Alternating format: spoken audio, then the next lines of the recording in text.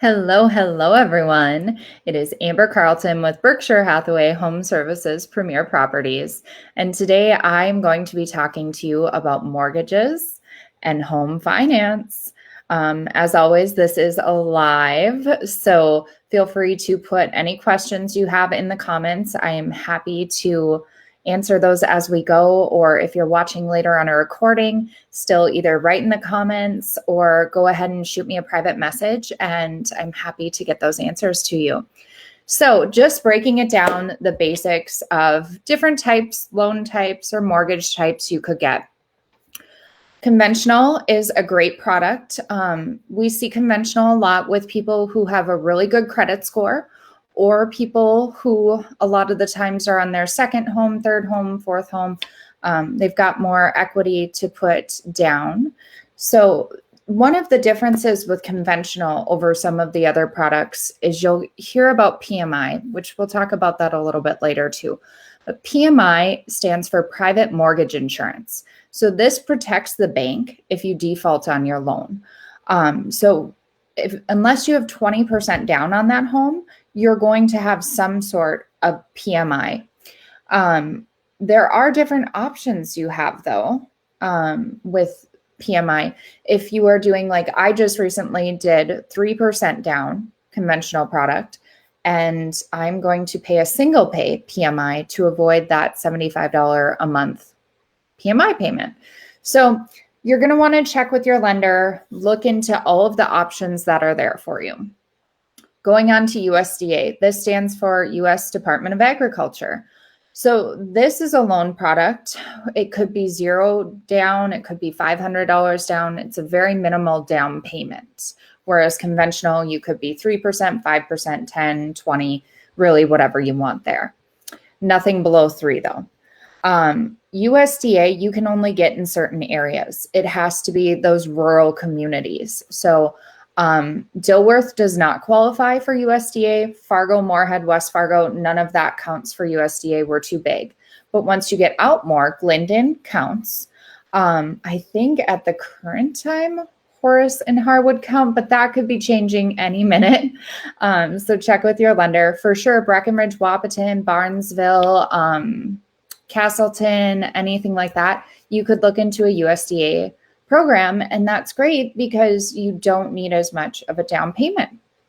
VA is Veteran Affairs. That's only for people who qualify. You have to meet certain requirements to qualify. FHA is the Federal Housing Administration.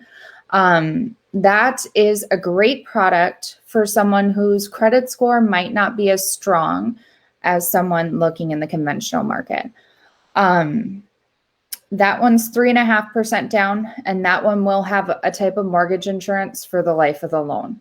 So if you have that better credit score, conventional is probably going to be the way you want to go. Your lender, whoever's the good fit for you, is going to talk to you more about that. But this is just so you're familiar, so you have a good idea of what the basic loan types are.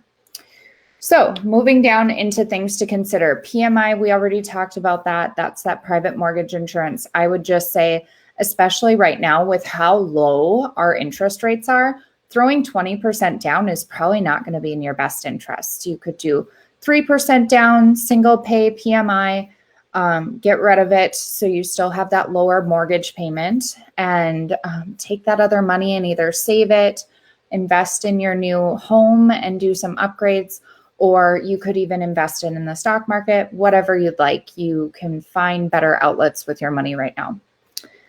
Okay, when you're shopping lenders, local matters, and it matters for a few different reasons. One of the reasons is because different realtors in our area have worked with them before.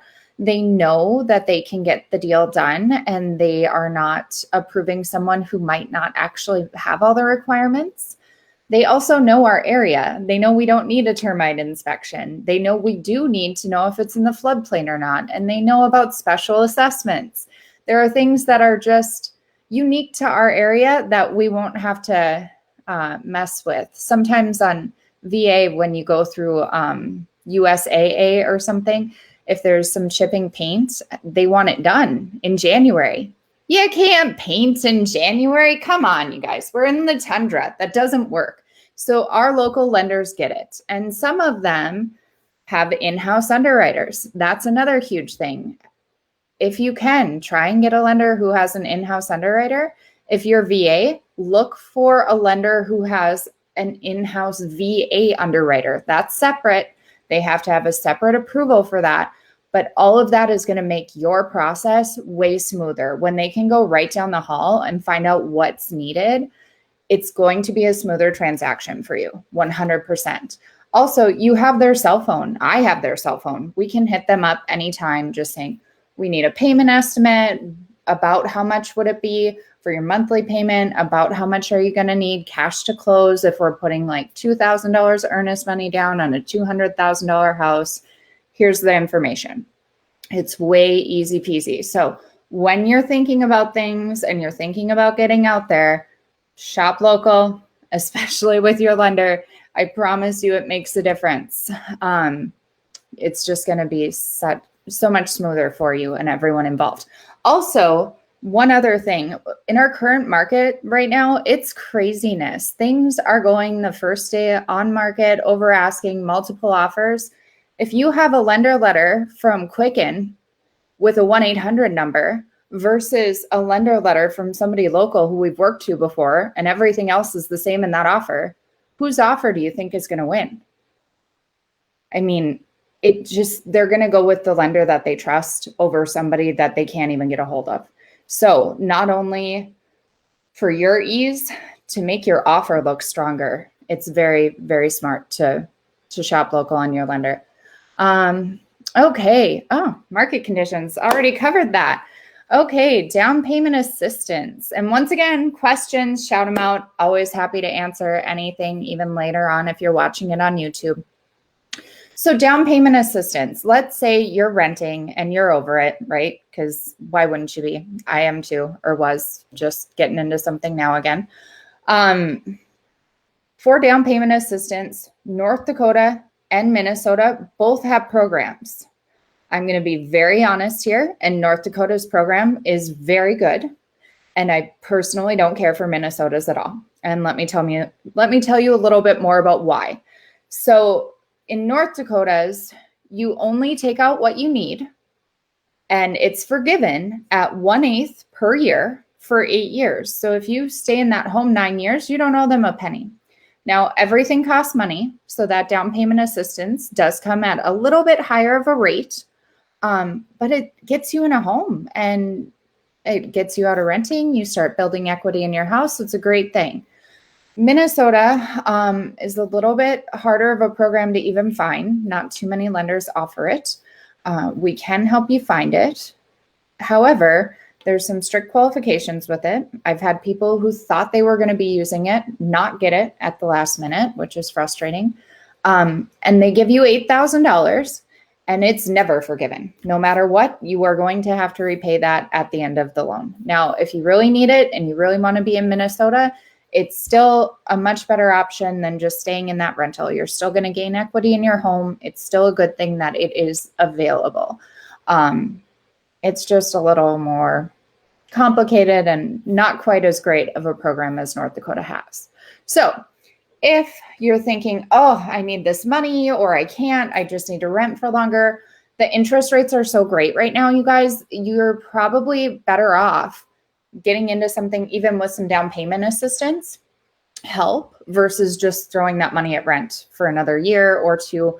These interest rates are not going to stay this low forever. I can't tell you, none of us know. We don't have a crystal ball to know when they're going to start going up again. But as our economy improves, that would be a good guessing point as to when that's going to change. Refinance, last little topic for you. So if you're in your home, you love your home, that's great. You don't need to sell it. You can keep it, but refinance. If your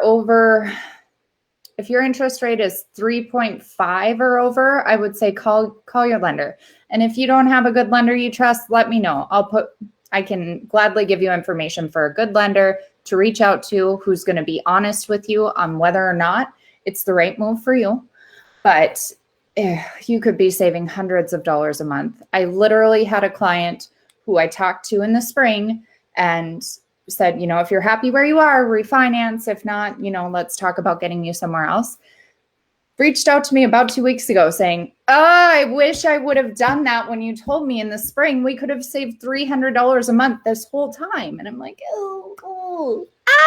yes, so do it.